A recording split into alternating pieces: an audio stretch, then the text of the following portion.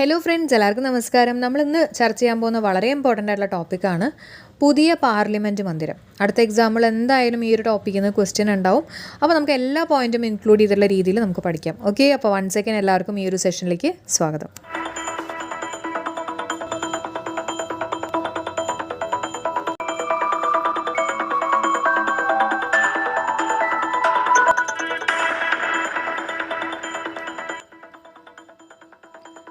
പുതിയ പാർലമെൻറ്റ് മന്ദിരം അറിയപ്പെടുന്നത് പാർലമെൻറ്റ് ഹൗസ് ഓഫ് ഇന്ത്യ അല്ലെങ്കിൽ സൻസദ് ഭവൻ എന്നാണ് കേട്ടോ. നമ്മുടെ മുമ്പത്തെ പാർലമെൻറ്റ് മന്ദിരം പണി കഴിപ്പിച്ച് ഏതാണ്ട് ഒരു 100 വർഷമൊക്കെ തികഞ്ഞു കഴിഞ്ഞപ്പോഴേക്കും അതിൻ്റെ ഇൻഫ്രാസ്ട്രക്ചറിലുണ്ടായിട്ടുള്ള കുറച്ച് പോരായ്മകളും, പണ്ടത്തെ ബിൽഡിങ്ങാണ്, അപ്പോൾ അതിൻ്റെ ഇൻഫ്രാസ്ട്രക്ചറിലുണ്ടായിട്ടുള്ള ചെറിയ ചെറിയ പോരായ്മകളും, അതേപോലെ തന്നെ അത്രയും ആൾക്കാരെ ഉൾക്കൊള്ളിക്കാനുള്ള ഒരു സീറ്റിംഗ് കപ്പാസിറ്റിയിലുണ്ടായിരുന്നുള്ള പോരായ്മകളും, അതിനെയൊക്കെ ബേസ് ചെയ്തിട്ടാണ് പുതിയൊരു പാർലമെൻറ്റ് മന്ദിരം പണി കഴിപ്പിക്കണം എന്നൊരാശയം മുന്നോട്ട് വെച്ചിട്ടുണ്ടായിരുന്നു കേട്ടോ.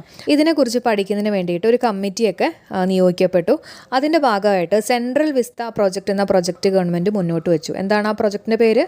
എല്ലാവരും പഠിക്കുക, സെൻട്രൽ വിസ്ത പ്രോജക്റ്റ് കേട്ടോ. സെൻട്രൽ വിസ്ത പ്രോജക്റ്റ് എന്ന പ്രോജക്റ്റ് ഗവൺമെൻറ് മുന്നോട്ട് വെച്ചു. ഓക്കെ, ഇനി നമുക്ക് ബാക്കിയുള്ള ഡീറ്റെയിൽസിലേക്ക് കയറാം. അങ്ങനെ 2020 ഡിസംബർ 10-നാണ് ഈ ഒരു മന്ദിരത്തിന് തറക്കല്ലിട്ടത് കേട്ടോ. നമ്മുടെ പ്രധാനമന്ത്രിയായിട്ടുള്ള നരേന്ദ്രമോദിയാണ് തറക്കല്ലിട്ടത്. അപ്പോൾ 2020 ഡിസംബർ 10-നാണ് തറക്കല്ലിട്ടിട്ടുള്ള ഡേറ്റ് എന്നുള്ളത് ഓർത്ത് വെച്ചേക്കാം. അതിനുശേഷം 2020 തറക്കല്ലിട്ടു. 2023 മെയ് 28-നാണ് ഈ പുതിയ പാർലമെൻറ്റ് മന്ദിരം രാജ്യത്തിന് സമർപ്പിച്ചിട്ടുള്ളത്. ഇനോഗ്രേറ്റ് ചെയ്തിട്ടുള്ളത് നരേന്ദ്രമോദി തന്നെയാണ്, ഓർത്ത് വെച്ചേക്കുക. 2023 മെയ് 28 കേട്ടോ. 2023 മെയ് 28-നാണ് പുതിയ പാർലമെൻറ്റ് മന്ദിരം രാജ്യത്തിന് സമർപ്പിച്ചിട്ടുള്ളത്. ഓക്കെ, അപ്പോൾ നമ്മൾ സെൻട്രൽ വിസ്ത പദ്ധതിയെക്കുറിച്ച് പറഞ്ഞു, അതേപോലെ തന്നെ തറക്കല്ലിട്ടിട്ടുള്ള ഡേറ്റ് നമ്മൾ പറഞ്ഞു അല്ലേ, പിന്നെ ഇനോഗ്രേറ്റ് ചെയ്തിട്ടുള്ള ഡേറ്റ് പറഞ്ഞു. ഇനി അറിഞ്ഞിരിക്കേണ്ട ഇമ്പോർട്ടൻ്റ് ആയിട്ടുള്ള അടുത്ത പോയിന്റ്, ഇതിൻ്റെ ചീഫ് ആർക്കിടെക്റ്റ് ആരാന്ന് ചോദിക്കുകയാണെങ്കിൽ, രൂപകൽപ്പന ചെയ്തിട്ടുള്ള ആരാന്ന് ചോദിക്കുകയാണെങ്കിൽ ബിമൽ പട്ടേലാണ്. ആരാണ്? ബിമൽ പട്ടേൽ. അപ്പോൾ പുതിയ പാർലമെൻറ്റ് മന്ദിരം രൂപകൽപ്പന ചെയ്തിട്ടുള്ളത് ബിമൽ പട്ടേൽ. അപ്പോൾ നമ്മൾ പഠിച്ചിട്ടുള്ള പോയിൻറ്റ്സുകളെല്ലാം നമുക്ക് ഒരു പ്രാവശ്യം ഒന്ന് റിവൈസ് ചെയ്യും. എന്തൊക്കെയാണ് നമ്മൾ പറഞ്ഞത്? സെൻട്രൽ വിസ്ത പദ്ധതിയെക്കുറിച്ച് പറഞ്ഞു അല്ലേ. പിന്നെ തറക്കല്ലിട്ടിട്ടുള്ള ഡേറ്റ് എന്നായിരുന്നു? 2020 ഡിസംബർ 10-നാണ്. പിന്നെ ഇനോഗ്രേറ്റ് ചെയ്തിട്ടുള്ള ഡേറ്റ് എന്നാൽ 2023 മെയ് 28-നാണ് അല്ലേ. പിന്നെ നമ്മൾ പറഞ്ഞു ഇതിൻ്റെ ചീഫ് ആർക്കിടെക്റ്റ് എന്ന് പറയുന്നത് ബിമൽ പട്ടേലാണ്. ആരാണ്? ബിമൽ പട്ടേൽ. ഇനി നമുക്ക് ബാക്കിയുള്ള പോയിൻറ്റ്സ് നോക്കാം. ഈ ഒരു പാർലമെൻറ്റ് മന്ദിരത്തിന് നിർമ്മാണത്തിനുള്ള കരാറ് ലഭിച്ചിട്ടുള്ള കമ്പനി ഞാൻ ചോദിക്കുകയാണെങ്കിൽ ടാറ്റ പ്രൊജക്ട്സ് ആണ് കേട്ടോ. ടാറ്റ പ്രൊജക്ട്സ് ആണ്. അല്ലെങ്കിൽ പുതിയ പാർലമെൻറ്റ് മന്ദിരം നിർമ്മാണം നടത്തിയിട്ടുള്ള കമ്പനി ഞാൻ ചോദിക്കുകയാണെങ്കിൽ അത് ടാറ്റ പ്രൊജക്ട്സ്, ഓർത്ത് വയ്ക്കുക കേട്ടോ. ഇനി നമുക്കിതിൻ്റെ സ്ട്രക്ചർ നോക്കാം കേട്ടോ. ഈ ഒരു പുതിയ പാർലമെൻറ്റ് മന്ദിരത്തിൻ്റെ സ്ട്രക്ചർ എന്ന് പറയുന്നത് ട്രയാങ്കുലർ ഷേപ്പാണ്, അതായത് ത്രികോണാകൃതിയിലാണ് കേട്ടോ. ത്രികോണാകൃതിയിലാണ്. മുമ്പത്തെ പാർലമെൻറ്റ് മന്ദിരത്തിൻ്റെ സ്ട്രക്ചർ എങ്ങനെയായിരുന്നു? വൃത്താകൃതിയിലായിരുന്നു അല്ലേ. അത് ഒരുപാട് തവണ PSC ചോദിച്ചിട്ടുണ്ട്, അപ്പോൾ പഠിച്ചു വെച്ചേക്കുക. ഇതും ചോദിക്കാനുള്ള സാധ്യതയുണ്ട്. ത്രികോണാകൃതിയിലാണ് ഇതിൻ്റെ സ്ട്രക്ചർ എന്ന് പറയുന്നത്. അതേപോലെ തന്നെ ഇതിൻ്റെ ഏരിയ ചോദിക്കുകയാണെങ്കിൽ 64,500 മീറ്റർ സ്ക്വയർ ആണ്. എത്രയാണ്? 64,500 മീറ്റർ സ്ക്വയർ. 64,500 metre square. 4 നിലകളുണ്ടായിരുന്നു കേട്ടോ. 4 നിലകളുണ്ട്. അപ്പോൾ ത്രികോണാകൃതിയിലുള്ള ഈ ഒരു പാർലമെൻറ്റ് മന്ദിരത്തിൻ്റെ ഏരിയ ചോദിക്കുകയാണെങ്കിൽ 64,500 മീറ്റർ സ്ക്വയർ ആണ്. എത്ര നിലകളുള്ള? 4 നിലകളാണ്.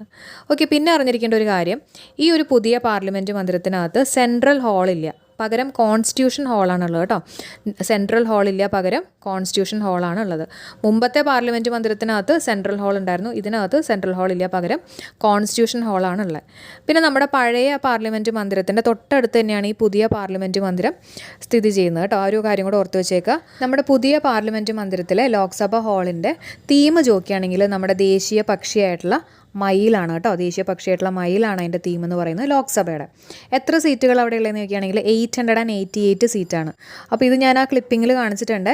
മയിലിൻ്റെ ആ ഒരു തീമും അതുപോലെ തന്നെ എത്ര സീറ്റുകളുള്ള 888 സീറ്റുകളാണ് ലോക്സഭയിലുള്ളത്. മെയിനായിട്ട് ജോയിൻറ്റ് സിറ്റിങ്ങിന് വേണ്ടിയിട്ടാണ് കേട്ടോ.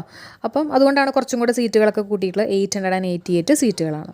ഇനി രാജ്യസഭയുടെ കേസ് പറയുകയാണെങ്കിൽ അവിടുത്തെ തീം എന്ന് പറയുന്നത് നമ്മുടെ ദേശീയ പുഷ്പമായിട്ടുള്ള താമരയാണ്. സീറ്റുകളുടെ എണ്ണം ചോദിക്കുകയാണെങ്കിൽ 384 ആണ്. എത്ര സീറ്റാണ്? 384. ഓർത്ത് വെച്ചേക്കുക, 384 സീറ്റുകളാണ്. ഇനി അറിഞ്ഞിരിക്കേണ്ട ഇമ്പോർട്ടൻ്റ് ആയിട്ടുള്ള അടുത്ത പോയിന്റ്, 75 രൂപയുടെ നാണയമാണ് സ്വാതന്ത്ര്യദിനത്തിൻ്റെ 75-ാം വാർഷികത്തെ സൂചിപ്പിച്ചുകൊണ്ട് ഈ ഒരു അവസരത്തിൽ, അതായത് ഈ ഒരു പുതിയ പാർലമെൻറ്റ് മന്ദിരം ഇനോഗ്രേറ്റ് ചെയ്തതിൻ്റെ ഭാഗമായിട്ട് ഇറക്കിയിട്ടുള്ളത്. അപ്പോൾ എത്ര രൂപ കോയിൻ എന്ന് വേണമെങ്കിൽ ചോദിക്കാം. 75 രൂപയുടെ കോയിനാണ് കേട്ടോ. 75 രൂപയുടെ കോയിന് വൃത്താകൃതിയിലുള്ള നാണയമാണെന്നും കൂടെ ഓർത്ത് വെച്ചേക്കാം. ഓക്കെ, അപ്പോൾ നമ്മൾ പഠിച്ചിട്ടുള്ള കാര്യങ്ങൾ ഒന്നും കൂടെ ഒന്ന് വേഗം റിവൈസ് ചെയ്യാം. എല്ലാവരും എൻ്റെ ഒപ്പം തന്നെ ഒന്ന് റിക്കളക്ട് ചെയ്യാം കേട്ടോ. നമ്മുടെ പുതിയ പാർലമെൻറ്റ് മന്ദിരത്തിൻ്റെ ആ ഒരു പ്രോജക്റ്റിൻ്റെ പേരെന്തായിരുന്നു? സെൻട്രൽ വിസ്ത പ്രോജക്റ്റ് അല്ലേ. പിന്നെ തറക്കല്ലിട്ടിട്ടുള്ള ഡേറ്റ് എന്നായിരുന്നു? ഡേറ്റ് ഓർമ്മയുണ്ടോ? ആ കല്ലിടുന്ന പോലെ 0 പോലെ ഓർക്കുക. 2010 10-നകത്തുള്ള 0യും December 10 അല്ലേ. പിന്നെ ഇനോഗ്രേറ്റ് ചെയ്തിട്ടുള്ള ഡേറ്റ് എന്നായിരുന്നു? 2023 മെയ് 28 നമ്മൾ പറഞ്ഞു. തറക്കല്ലിട്ടതും ഇനോഗ്രേറ്റ് ചെയ്തതൊക്കെ നമ്മുടെ പ്രധാനമന്ത്രിയായിട്ടുള്ള നരേന്ദ്രമോദിയാണെന്ന് പറഞ്ഞു. പിന്നെ ചീഫ് ആർക്കിടെക്റ്റ് ആരായിരുന്നു? ഈ ഒരു പാർലമെൻറ്റ് മന്ദിരത്തിൻ്റെ രൂപകൽപ്പന ചെയ്തിട്ടുള്ള ആരായിരുന്നു? ബീമൽ പട്ടേലാന്ന് നമ്മൾ പറഞ്ഞു അല്ലേ. ബീമൽ പട്ടേലാണ്. അതേപോലെ തന്നെ പാർലമെൻറ്റ് നിർമ്മാണത്തിനുള്ള കരാറ് ലഭിച്ചിട്ടുള്ള കമ്പനി ചോദിക്കുകയാണെങ്കിൽ അത് ടാറ്റ പ്രൊജക്ട്സ് ആണെന്നുള്ള കാര്യവും നമ്മൾ പറഞ്ഞു. ഓക്കെ, ഇത്രയും ഓക്കെയാണല്ലോ. പിന്നെ എന്തൊക്കെയാണ് പറഞ്ഞത്? ഇതിൻ്റെ സ്ട്രക്ചറിനെ കുറിച്ച് പറയുകയാണെങ്കിൽ ട്രയാങ്കുലർ സ്ട്രക്ചറാണല്ലോ, ത്രികോണാകൃതിയിലാണ്. പിന്നെ ഏരിയ എത്രയായിരുന്നു? 64,500 മീറ്റർ സ്ക്വയർ ആണ്. എത്ര നിലകളുണ്ട്? 4 നിലകളുണ്ട്. Central ഹാളില്ല, constitution ഹാളുണ്ട്. പിന്നെ ലോക്സഭയുടെ തീം ചോദിക്കുകയാണെങ്കിൽ പീക്കോക്കാണ്. എത്ര സീറ്റുകളുള്ള? 888 സീറ്റ്. രാജ്യസഭയുടെ തീം ചോദിക്കുകയാണെങ്കിൽ ലോട്ടസ് ആണ്. എത്ര സീറ്റാണ്? 384 സീറ്റ്. അതേപോലെ തന്നെ 75 രൂപയുടെ നാണയമാണ് ഈ ഒരു ഇനോഗ്രേഷനുമായിട്ട് ബന്ധപ്പെട്ട്, അല്ലെങ്കിൽ നമ്മുടെ 75ാമത്തെ സ്വാതന്ത്ര്യത്തിൻ്റെ വർഷം സൂചിപ്പിച്ച് പുറത്തിറക്കിയിട്ടുള്ളത്. ഓക്കെ, അതും കൂടെ ഓർത്ത് വെച്ചേക്കുക. 75 രൂപയുടെ നാണയമാണ് കേട്ടോ. ഓക്കെ, ഇനി നമ്മുടെ മുമ്പത്തെ പാർലമെൻറ്റ് മന്ദിരത്തെക്കുറിച്ച് നമുക്ക് ജസ്റ്റ് ഒന്ന് നോക്കാം. ഇനി പഴയ പാർലമെൻറ്റ് മന്ദിരത്തെക്കുറിച്ച് പറയുകയാണെങ്കിൽ തറക്കല്ലിട്ടിട്ടുള്ള ദിവസം ജസ്റ്റ് ഒന്ന് കേട്ടുപോകുക. 1921 ഫെബ്രുവരി 12 ഇനോഗ്രേറ്റ് ചെയ്തിട്ടുള്ളത് 1927 ജാനുവരി 18. തറക്കല്ലിട്ടിട്ടുള്ളത് 1921 ഫെബ്രുവരി 12, ഇനോഗ്രേറ്റ് ചെയ്തിട്ടുള്ളത് 1927 ജാനുവരി 18 അല്ലേ. അതേപോലെ തന്നെ ഇതിൻ്റെ ആർക്കിടെക്റ്റ് ആരൊക്കെയാണെന്ന് ചോദിക്കുകയാണെങ്കിൽ എഡ്വിൻ ലൂട്ടൻസും ഹെർബർട്ട് ബേക്കറുമാണ് അല്ലേ. എഡ്വിൻ ലൂട്ടൻസും ഹെർബർട്ട് ബേക്കറാണ്. ആ ഒരു സമയത്ത് പുറത്തിറക്കിയിട്ടുള്ള കറൻസി ചോദിക്കുകയാണെങ്കിൽ 50 രൂപയുടെ കറൻസി ആയിരുന്നു. വൃത്താകൃതിയിലുള്ള 50 രൂപയുടെ കറൻസി ആയിരുന്നു.